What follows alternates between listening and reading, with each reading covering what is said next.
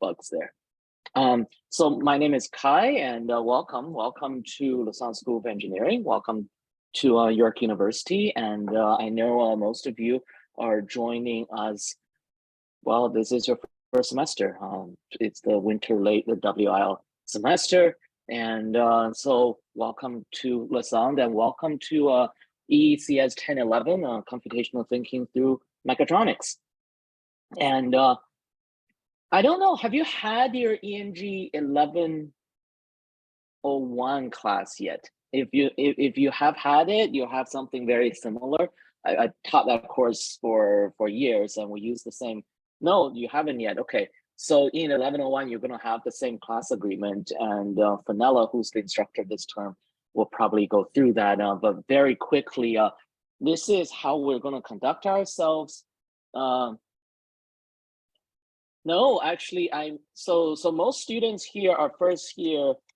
So we have two courses, ENG 1101 and EECS 1011, and all of your first year courses are common.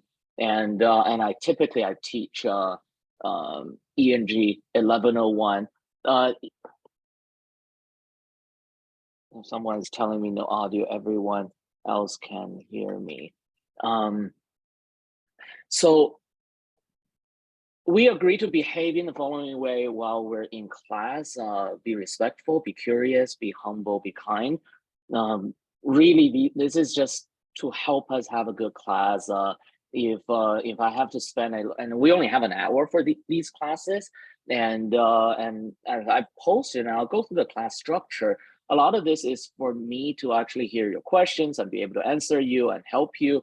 And especially if we're not able to be respectful, and I have to spend time in navigating, well, personal conflict type of thing, then we end up not having time to do this, right? So for the sake of everyone learning together, I would really ask everyone to pay attention to these class agreements. And you're going to have in ENG 1101, that's Renaissance Engineering 1, you're going to talk about a lot more about ethics and professionalism, and this is really, these four things are at the very root of it all. And I do want to also point out the curiosity piece and the humility piece. A lot of us are coming here, especially for this class in particular, we're coming with very different background. I know some students, and it is based on our experience, some students coming with a lot of a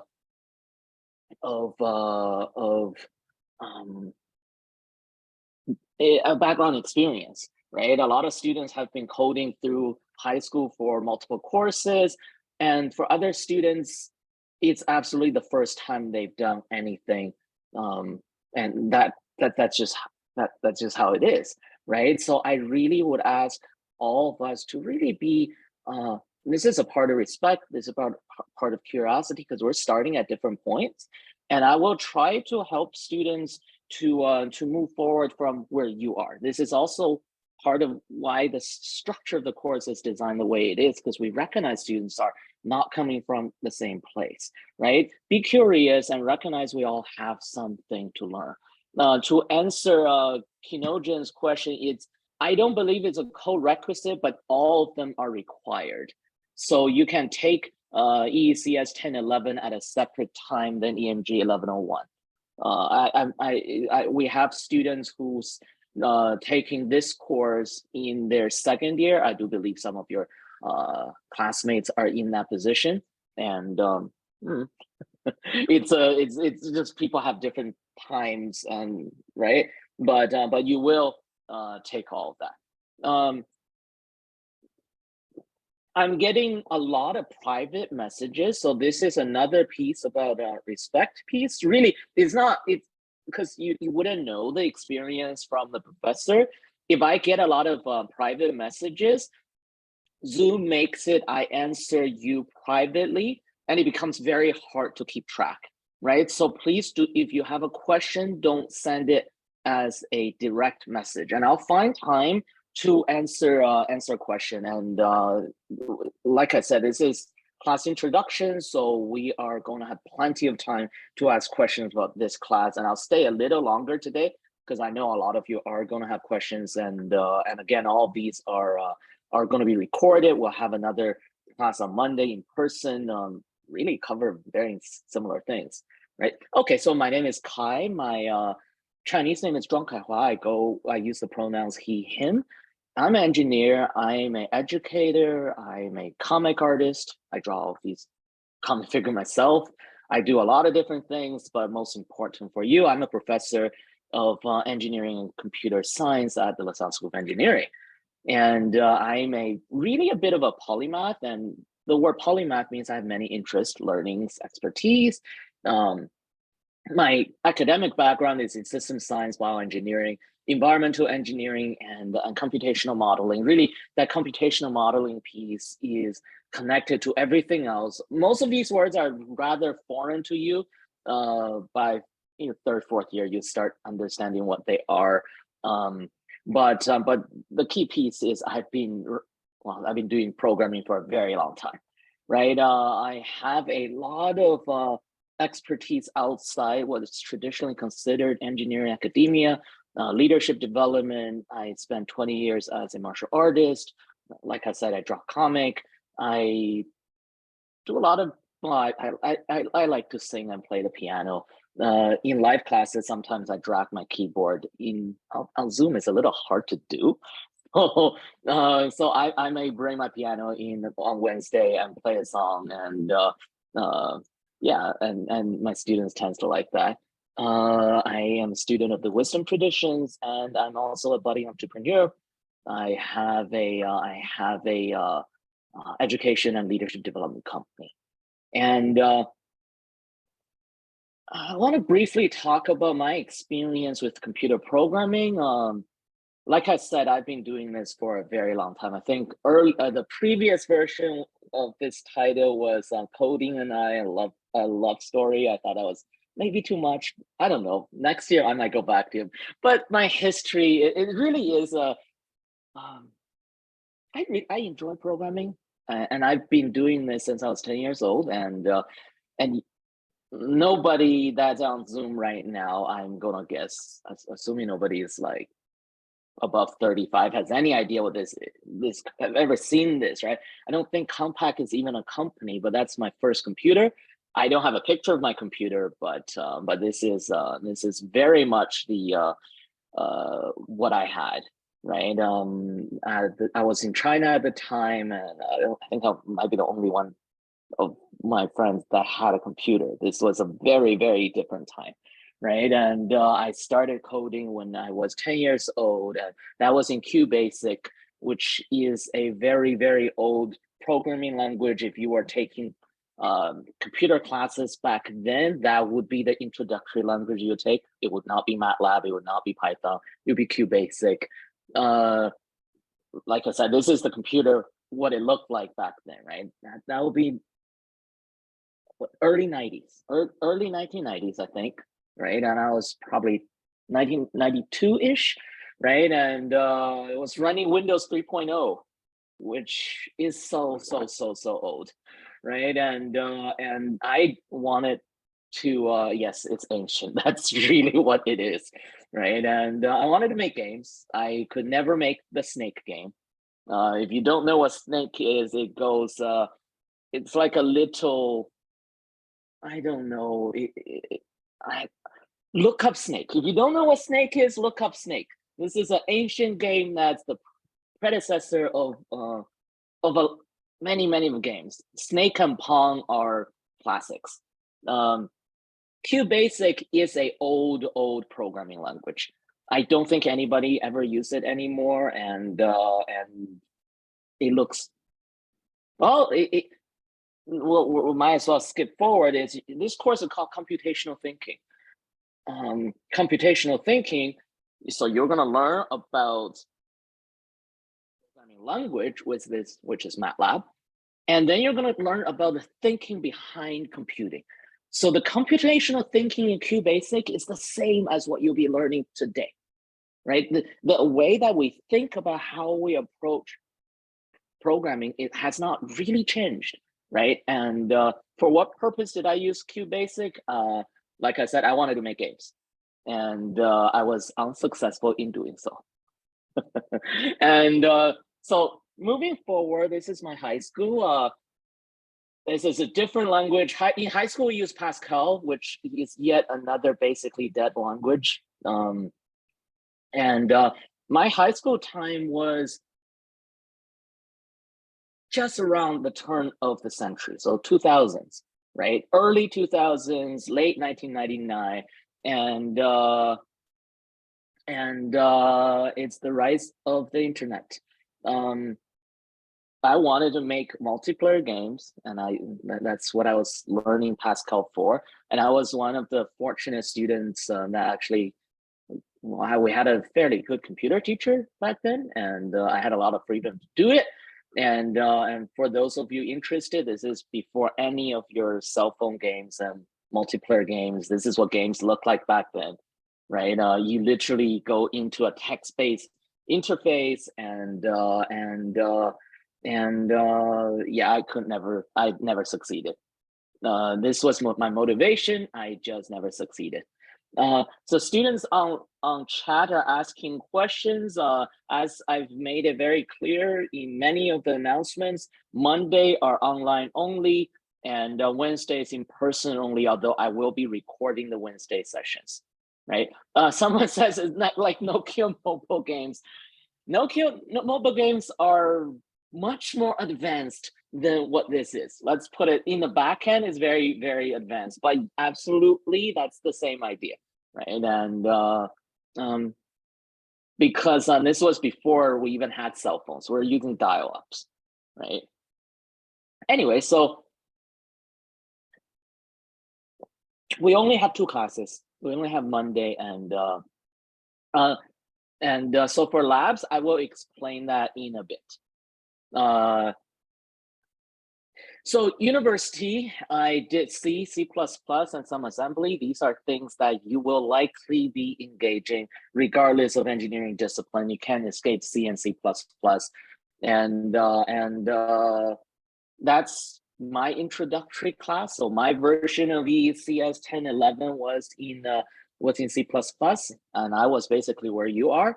And I did enjoy the course, right? And I got fairly good at coding, and I did some data science as well across my in my 4th year doing thesis. I did some protein folding type of stuff, which led me to my PhD, which I really enjoyed the work I did in codings, and I did not enjoy doing, let's say, real lab work where I had to work with machines. And I was in the bioengineering stream, so especially with cells. Some people really like doing the petri dish and that kind of stuff. I'm not finicky enough to do it, right?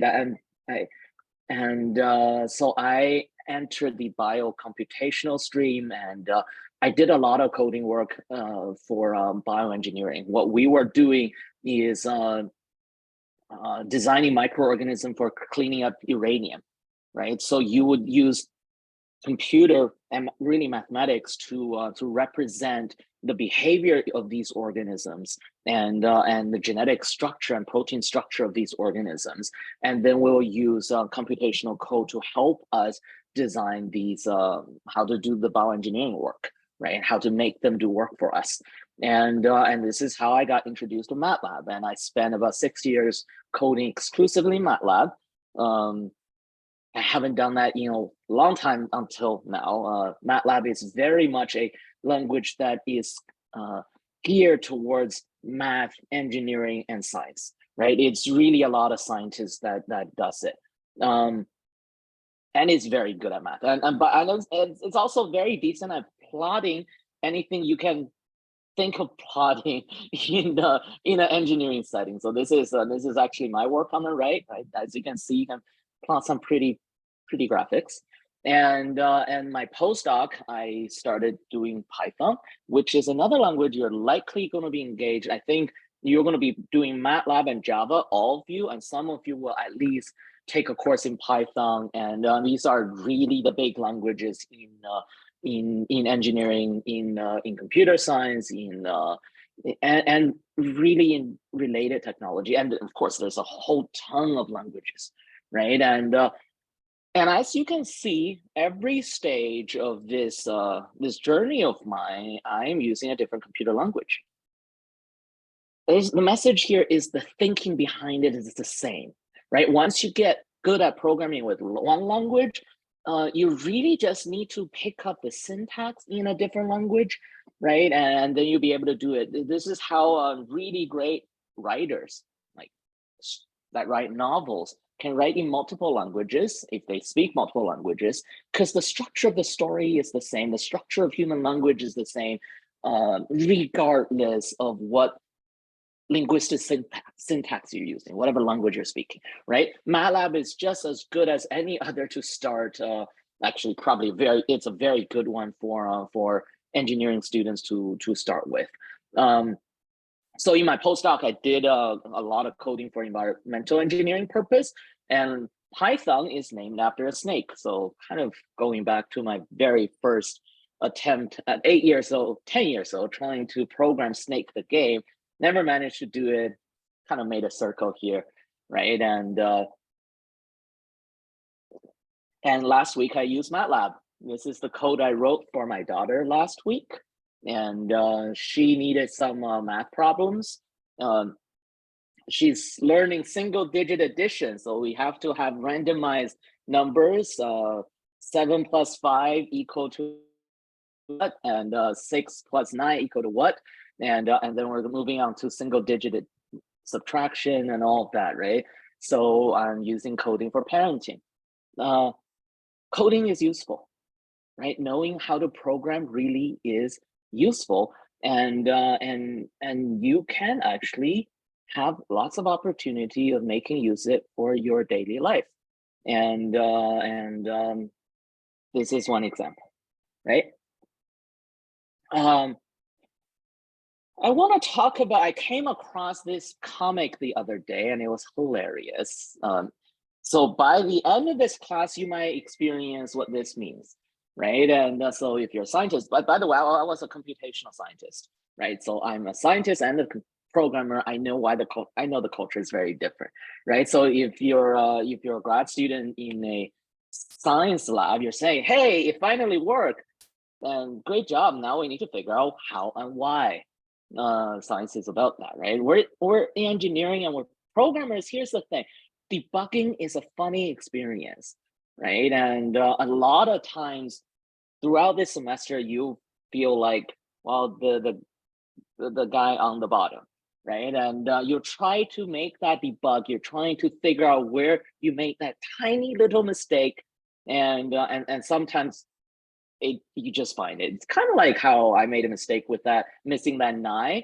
That might be very difficult to actually figure out where it is. Luckily, we figure out exactly where it is, but that's kind of very much the experience of debugging. Like I said, I preemptively say this is your experience for some of the project. Don't get down on yourself. This is kind of how it is, right? Debugging really is the art of making mistake, catching mistake, and fixing mistake. We get better at it through practice. It's an essential skill for programmers, right? And I also want to kind of use this opportunity to talk about, it's okay to make mistakes as long as we catch and fix them, right? That's really key. And this also applies to this course, right? And we already caught a mistake. I made a mistake. I made a typo in the Zoom link, and half the class can't attend, right? And I'm going to make all sorts of mistakes. This is also my very first time teaching this course, so especially lots of mistakes, right? Look, preemptively, I knew there was going to be typos in announcements. It just happens, right? And and like I said, I've been coding all my life, and this is my first time teaching this course. I'll make more mistakes than average probably, and there's going to be a lot of wrong dates. And the reason is we copy and pasted the previous semester's class, and there are a lot of different dates to fix. And so what I'll ask all of you once again, just like remind me to record the classes, let me know when there's a mistake as soon as possible. This is one of the reasons I use Discord, because there's no lag between communication. or at least minimal lag compared to e-class or even emails, even worse, right? So let me know if I'm making mistakes and we'll fix them together. That's how we learn together. First time teaching this, I'll get better at this. So it's very important that I introduce Professor James Smith, who is really the real hero of this course, because James has taught this course for many, many years, and over the pandemic, he has done an amazing job of really transforming the structure of how this course is delivered for student success. And a lot of your courses that you're experiencing have been changed by the pandemic, right? That's the same with EECS1011. That's the Renaissance Engineering 1 course that I was involved with. James did the transition here, and that's why we have a very flexible self-directed, self-led learning process. And James has very generously loaned all of his material to me. This is why the video classes you'll be watching are from James, right? So you're really going to be learning from both of us. And James did such a good job. I just don't see a reason to re-record everything in my own voice, right? So I will be your guide. I will be your mentor. I will support your journey here. I will coordinate the journey, and James is gonna help deliver much of the online content. So in very much you have two professors with you in this way, and very honestly, James is helping me along the sides. I'm emailing him and I'm chatting with him, and so. Yeah, it's this is an opportunity for me to say thanks to James. And now we get to the course, right? The learning goal, this is the first of series of 2 or 3 courses, depending on which stream you're doing. And some students end up switching to computer science. If you switch to computer science, you definitely end up doing 3 courses. There are 2 main goals: computational thinking and procedural coding in MATLAB. Procedural coding means we're using functions. We're not going to use object-oriented programming. Next term, depending on next course in the series, most students take it next term, but your timing may vary, and you're going to learn about object-oriented programming, and you're going to learn a new language called Java. That said, the thinking behind it is the same for all procedural coding, right? So in MATLAB, we're going to learn how to think in this way, and then we're going to learn the syntax of MATLAB. We're going to also talk a little bit about some professionalism ethics stuff along the line, because honestly, because it's important, and it will save you a lot of headaches and potential difficulties in university, and it will be really, really good for you when you enter, when you go in the profession, whichever profession career you decide to follow, right? We're going to use Discord for communication, and I want to say, please use Discord for communication, right? Do not use email unless otherwise requested by me or requested by a TA or lab technician. This is because emails just get lost all the time, right? And I know that students do not have the same perspective as professors. I have 1,000 students. I have actually over 1,000 students this year. And can you imagine managing emails from 1,000 students? It would just and this is no offense to anybody. I cannot remember the names of 1,000 students. I can't, right? And it just be all very jumbled. When you communicate to me in Discord, at least I know who you are because you're in the same sequence, right? And also, please remember class agreement. Be respectful, be humble, be curious, be kind when you write messages to me and to TAs in particular. I think the disrespectful messages in the past are more towards TAs. Now, this is an actual email I have received. I have taken the name out. I just made a random name talk. It's a friend of mine. So, hey, prof, I was busy with more important courses and midterms, didn't do assignment, can I get extension? Ew. This is not a very good email. This is not a very good email, right? And first of all, you just told me you don't think my course is important. That does not make me feel very good. How students think this is, like I said, realistic. Try to do this. Dear Professor Kai, not hey prof, hey sir, no, just dear Professor Kai, my name is Micah Teparova. I made that for my girlfriend and my daughter's name combined. My student number is ... I'm in your EECS1011 course. So these two are really important. It's to all your professors, because again, most of us are teaching more than one course. It gets very confusing and we don't know who you are, right? And some of you have the same names even, so student number is really important. And when you're on Discord, I can't, if you're writing private messages, mostly I can't see your name, right? So name yourself, ask your question briefly and clearly. Thank you, best regard, right? Class structure, this is primarily online. 3 reasons COVID is still a thing. A number of students are still stuck outside Canada.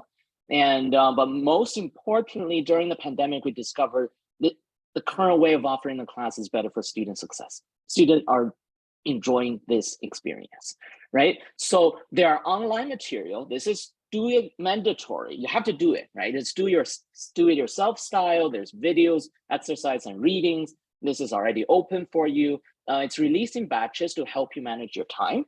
And so I released 2 modules right now, and I'll likely release 3 and 4 very quickly, and then I'll release more over time. That's just to help you manage your time so that you don't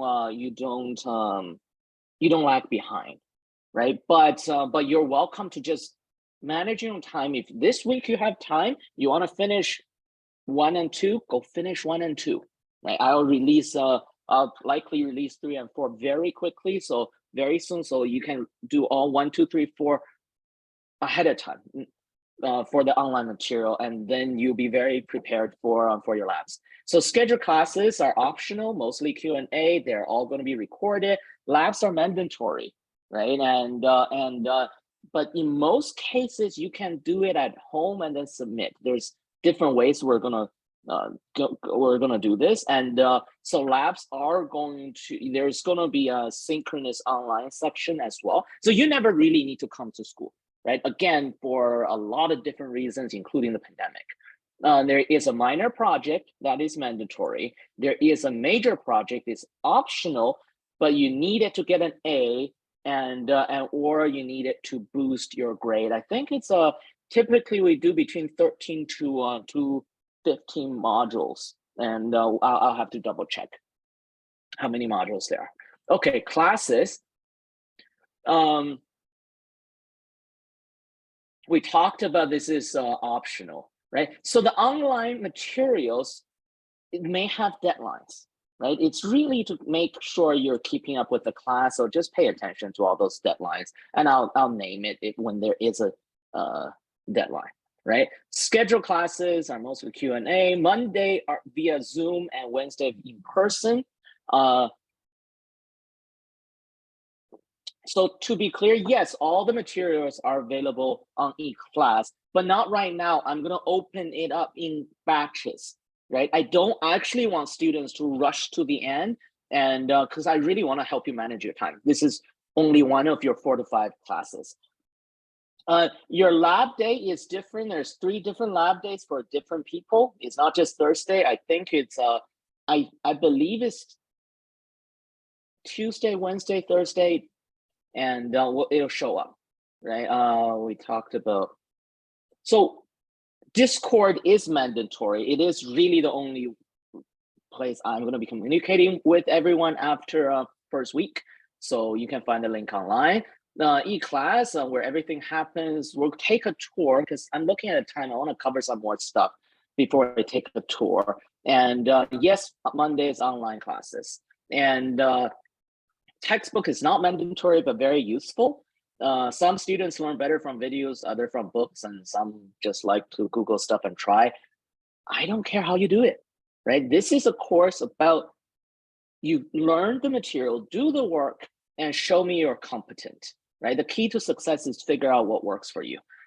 Lab is mandatory, but you can do it via Zoom. Your lab, you need to go to your lab, whichever time you're assigned.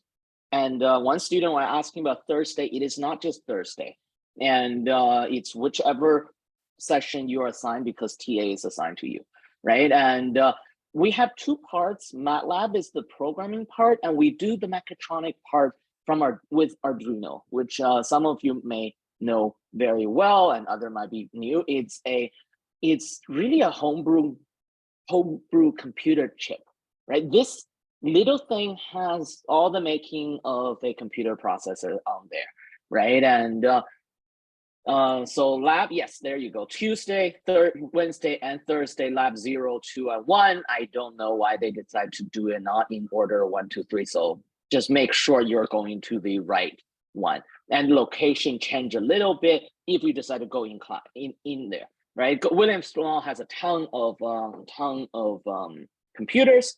If there's a pre-lab to do, you will need to record a video and submit before the week of the lab, right? And I will make announcement of this. TAs will run synchronous Zoom sessions as well during the lab, and I really don't know. It has been shifting because of the pandemic. How many students attend in person? How many students attend online? So I have to adjust TA split based on how students use the lab, right? And so more details to come. You'll need a computer. Ideally, you have your own computer. We do have some computers in William Small. Having your own computer for an engineering program is essentially a requirement. So try to figure that out. But again, we do have computers in William Small in the labs, and you should be able to finish the lab in the 3 hours that's assigned. And MATLAB, you need to download this. And you can, when you go to MATLAB, download this. You need to, if you log in with your @myyorku.ca account, you automatically get the license. You follow a bunch of clicks. And Arduino kit is purchased in the bookstore, and tell them you're taking this course. And there is an old installation guide on eClass. We've made a current version. It's just we haven't done the post-processing yet. So it's a long 1 hour video. James has one installation guide before. It's for the slightly one version before for MATLAB. It's exactly the same process. Instead of selecting 2022A, you select 2022B. The lab kit is about $100. And minor project is mandatory. You can use your own computer if you want. And then we also have labs. Oh, this is the same material. But what I just want to say, minor project is mandatory and the major project is not, but you really need to do this if you want an A. I'm not sure why I'm repeating the thing there. No final exams. This class is based on proficiency-based grading. Just do your work and demonstrate you can do the work. That's all you have to do. For a student asking about the installation process, no, it's really about 10-15 minutes that's needed. We just end up talking about the lab and introduced you to a lot of things. Yeah, we'll cut it basically. I'll talk about first lab very soon. All right, so learning goal, once again, these are the 3 learning goals. It's a foundational course. Nearly all of engineering applications involve some kind of microprocessor, sensors, actuators, programming, and instrumentation. These are things that you're going to touch on in this class, right? It is very much a foundational class for your technical skill in engineering. And no test, 80% of your grade is based on interactive activity on class, reading and watching the video, minor project, and lab demos and activities, and reports. Major project is the optional other 20%. You can look at detail on syllabus, and basically you do the 80% completely, you can get a B+, and do the major project, and maybe you get an A or A+. And the labs can be attended on Zoom. I'll send out soon. This week is different, right? And I'll set that. When are you being assessed? Major project and minor project are due end of the semester. I think it's April 10th. I just looked it up. I just updated if someone told me the dates are wrong, right? It's related, minor projects related to the lab, so do the labs. Lab component, 1 lab per week, demo in the lab session, and report on Sunday night. And there's video readings, interactive activities, and if there's pre-lab, you have to do it the Sunday before your lab. And this is throughout the semester. And what do you do this week? So this is the keys. You're gonna attend the introductory class. It's done. Yay! Good job, everybody. And now lab A is online. After I run through this, I'll go on to E-class, right? I just want to cover everything by 12:20 if I can. So you gotta do the WMIS training level 1 first. You cannot, lab is both in person and online. Your choice. That's to answer a student, right? So lab A, now lab A is online only. I want to say this, so you are not allowed to go into the lab until this is completed. So and this is the due date is week 3. Until week 3, you are not to go into the lab. That's for safety reason, right? So this is very crucial. The first thing you do, introductory class, and then is lab A. Then you want to install MATLAB and see the video on E-class. And you want to do everything online and follow along on E-class. And you want to do lab B, which is the MATLAB on ramp class, right? And if you already have MATLAB, that's fine. The deadline for this is as soon as possible. The deadline for lab A is like all of this is as soon as possible, but in 2 weeks. In 2 weeks, you need to finish the lab A and also MATLAB on ramp class. If you don't do that, you can't go to the actual lab or the next lab. And so when you do the MATLAB on-ramp class, you need to save the link at the end and submit it. All of this is also described on E-class when you go in there, right? But I just want to make sure there's key piece. You want to save the link, it's a certificate, and you want to submit it at the end, right? Then last thing is go to the bookstore and buy the lab kit. It doesn't start until a few weeks in, so you have some time to prepare for the lab kit. Again, the installation video is already up. There's one, and I'll post a new version soon. And we talked about James, and so again, James is the holder of the IP of intellectual property of much of the online content you're going to be learning from, and I once again want to really show my appreciation for him lending me all the content, and who else is involved in this course? There's a number of faculty and staff who's helped design this course over the years, and I want to show here Eric and Guyan are going to be our laboratory technicians. They're going to be the one that's really going to help you a lot in your Arduino kits, and they're the expert in that. I have a lot of experience in MATLAB. They have way more experience than me in the Arduino kit, and they're the ones that's been helping me setting all of this up for all of you. And then you see a huge list of other folks, faculty and staff, who's really helped making this course. This course is really a synthesis of a lot of hard work that we've been putting together. Okay, so I managed to finish all of the slides in by 12:20. So I'm going to show E-class very quickly. When you go on E-class, so this is our course, and yours view is going to be slightly different, but it's it works, right? So I have the instructor view, you have the student view, but it's quite similar. There's a course progress. We are enabling this. It should work for the class. It should tell you what you have completed. E-class is buggy. I want to say that outright. The E-class platform, very few instructors like it. We don't have much choice, and this is what we got. If it's bugged, let us know. We'll try to sort it out. But in the past for this course, the progress bar seems to be working, right? So you have teaching team, which have another introduction, an introduction to James Smith and lab technicians, lab technologists, and then we have course syllabus.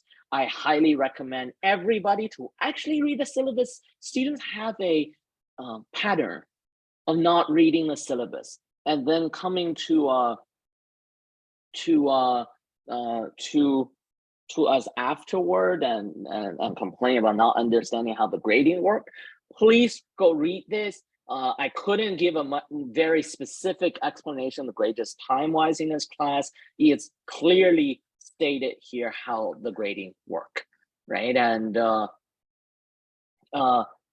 so we are here for asynchronous and synchronous sessions, right? So the live class session is posted here. You don't need to go through all those messages and all of that. This is the correct link. It will be the same link. I will announce the lab links, and it will be different links for different labs and different TAs, right? And we just have to figure it out, and it might shift a little bit after the first few weeks of actually in class, in lab. And asynchronous stuff is already available down here, which we'll talk about. And the other important one is here, Discord. That's how we talk to each other. If you have not signed up for Discord, join our server. Just go click on here, you'll automatically be let there, right? Now, I made 4 modules available. Getting started is where I'm going to post the MATLAB installation instruction, and I will add the updated Arduino installation instruction here. Haven't got a chance to fully finish that Arduino piece. I just have to edit, but that'll be up today or tomorrow. There is an older version that in module 1, so I want to show module 1. And I'll answer the questions in the chat after I run through this, but some of this gets answered. So read the introduction. These things are hidden, so you're not going to show. There's a lot of old stuff that's on my end. Just ignore it because you only see the ones you do. So we have class. I'm going to post the video recording of this class right on top, and that will be our procedure. So where this says class 1 part 1, this old thing that you'll actually see, you're going to see the recording of this class and the recording of the next class here as well. Like I said, these classes are not mandatory, although I strongly recommended this one because then you don't have to watch it again, right? So these are actual classes where you want to start learning about, you're going to actually learning about MATLAB, right? So this is your week 1 learning content, and this is the installation piece, the MATLAB Arduino plugin, right? And so watch these videos.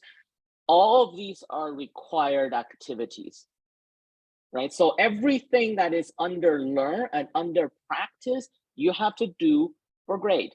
If you do them, you get a good grade. If you don't do them, we run into real trouble, right? So Lab A and Lab B are both posted. Lab A is your women's training. Once again, this is mandatory before you step foot into the lab, any lab, right? So we do it here. We really make an emphasis. You have to do this, and before February 5th, and just follow the instruction. And then Lab A Part 2 is complete the MATLAB on-ramp mini course. And again, this is due February. Really? My mouse just died, and now I have to navigate with this. All right. So I'm using my keyboard. I don't know how I'm going to switch out of it, but this is Lab B. So or Lab A Part 2. This is a 2-hour online course that gets you familiar with MATLAB.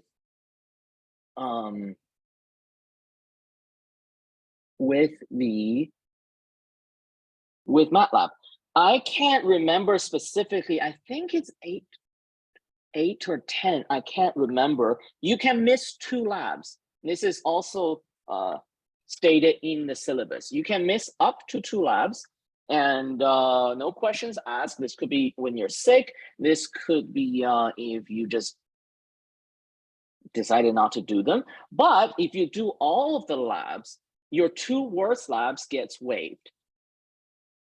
Right? I hope that's an incentive for everybody to do the labs if they can.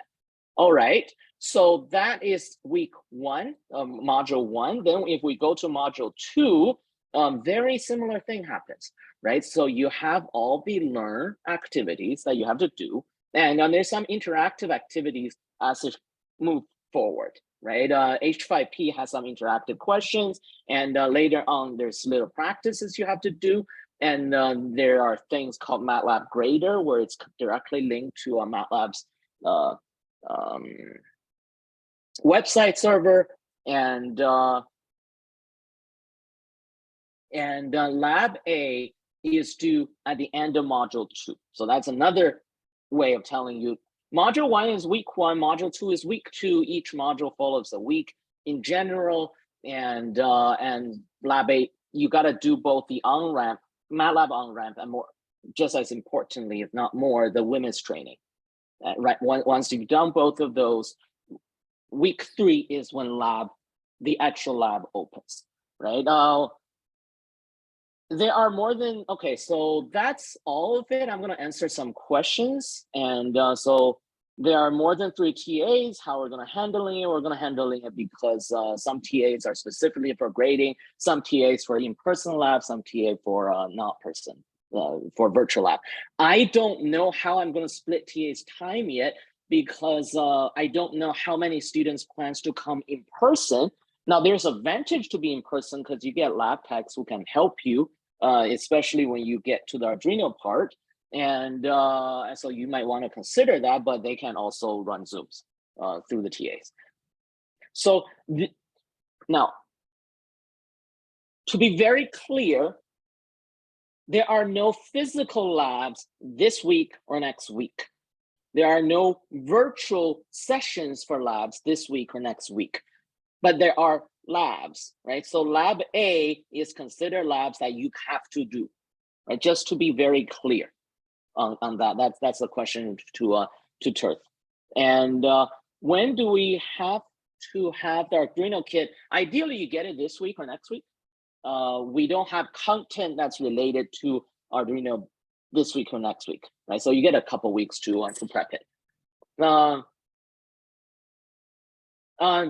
you really just need MATLAB when you're installing MATLAB, and then you follow the Arduino installation session piece to install Arduino. And so how do you email your women's certificate? Thank you for that question. You do not email your certificate.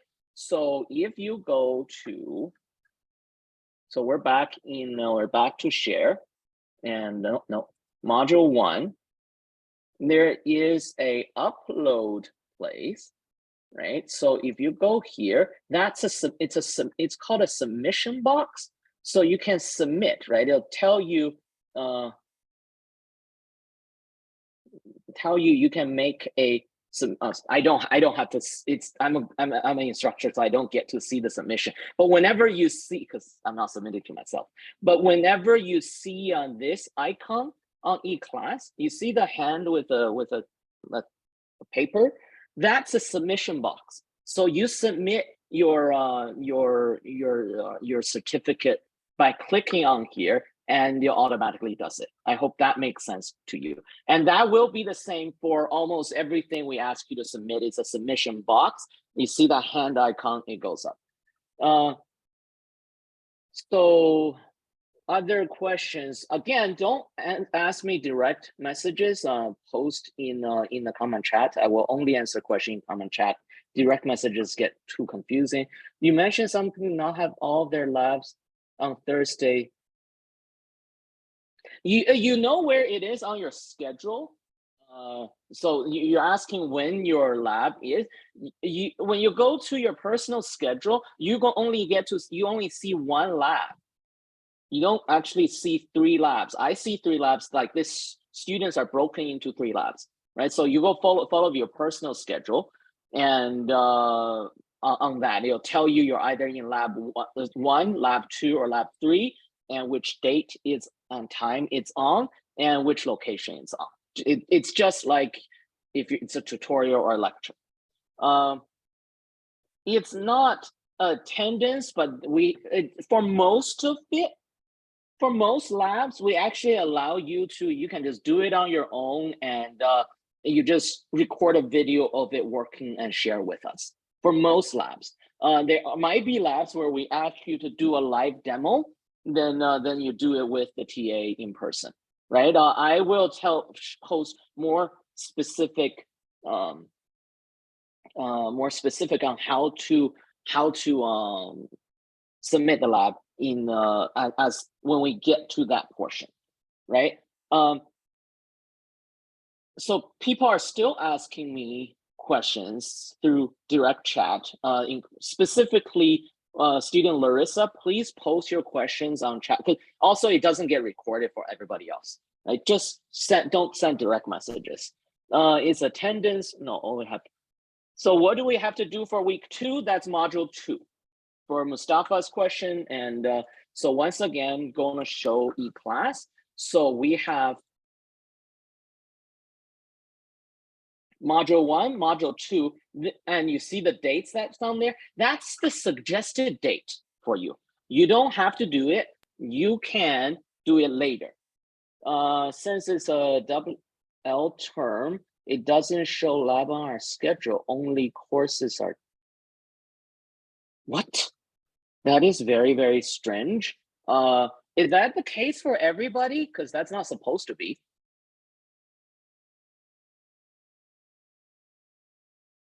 Okay, so for others, it shows.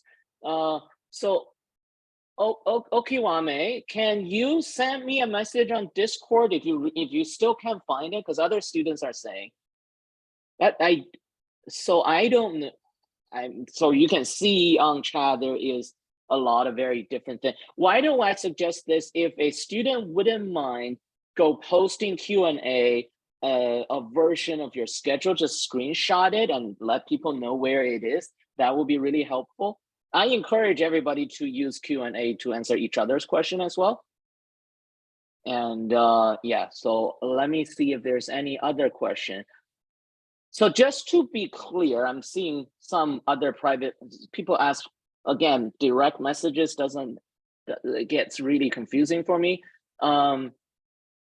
So this Wednesday, lab is not in person. There are also no Zoom session.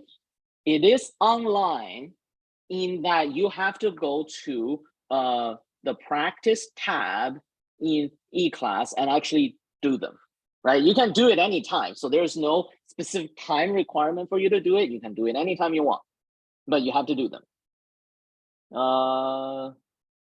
Do we have any other questions?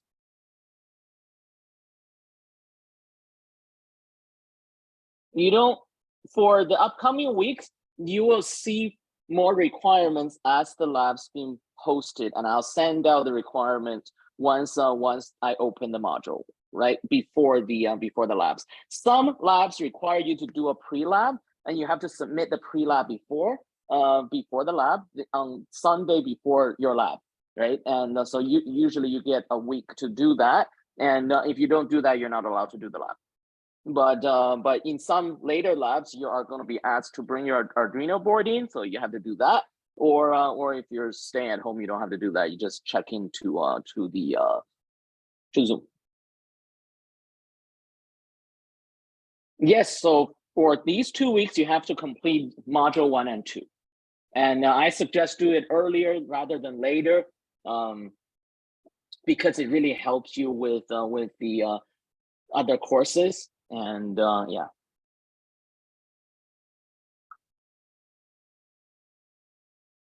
Labs are scheduled for 3 hours for everybody. Do we have any other question? Mustafa, that's yes. But if you're physically in person, you don't need to bring a computer or MATLAB, because we have computer. You can bring your computer. right? That's fine too, but it's a computer lab with a bunch of computers sitting next to each other, right? But if you're doing it at home, you do need your computer, you need MATLAB, you need LabKit. I'm gonna post all of these slides online, by the way, right? So no one's gonna be lost. It is not preferable to attend in person. It's completely up to you. In the past, we've suggested, in fact, it might be just for public safety reasons. If you can do it at home, do it at home. Now that we're all back in person, I make no strong recommendation one way or the other because we have the Zoom session, right? Now, if you're one of those people that really like to get someone to help you hands-on next to you, then in person, whatever works for you. If there is no other questions, I'm gonna wait for a couple more minutes before turning the lab. Okay, Fahad, lab kit is an Arduino kit. So I'm gonna show you what it looks like. It comes like this, right? And the Arduino chip is in a box, and this is the Arduino kit. The Arduino board, and you have a whole bunch of actuators and sensors along with connectors in there. And I will make one recommendation right now is when you get the kit, be very careful opening that box, because that box also serves as a, well, really inexpensive casing for the Arduino. I've made the mistake of ripping the box apart, so now I lost the casing. So for everybody else, just be very careful opening that box. It's the same. Fahad is the same. If you have it from previous year, it's the same, right? At some point, you need to get a plant later. That's for some of the lab and for the project. You don't need a plant yet, but any plant. So, is there any no? So Mustafa, so there is no lab meetings for this week or next week. You need to go do lab A, which include the WMIS and the MATLAB on-ramp. Both are at your own time, and both are done online. Okay, there are no in-person session or Zoom session for the lab. I hope that is clear. I feel like I've been answering the same question 3-4 times now. Okay, thank you very much. Apologies for going a little bit over time, but these are really important questions. Oh my, I did. Oh, okay. So to join in the Zoom, yes, you will get that before the lab starts. I don't give it so no one is gonna check in. Do you see how many confusing questions students seem to have about the fact that you can't go do the lab without WMIS? WMIS is your lab health and safety for the lab, right? And that's why we make you do it first before you step into the lab. Even though it's a computer lab, it's still, you need the health and safety, right? So I don't give anyone Zoom. I don't want people to start doing anything until you do WMIS. Nothing. I don't want you to, in fact, I don't want people to do anything, especially not in the lab, without doing the WMIS, without doing the on-ramp. Okay, thank you very much. And it really also, if your professors worry about this stuff, right? And imagine how bad I would feel if a student somehow didn't do something safe, right? And some accident happens. Fingers crossed that will not happen, right? So please go do the health and safety, the WMIS.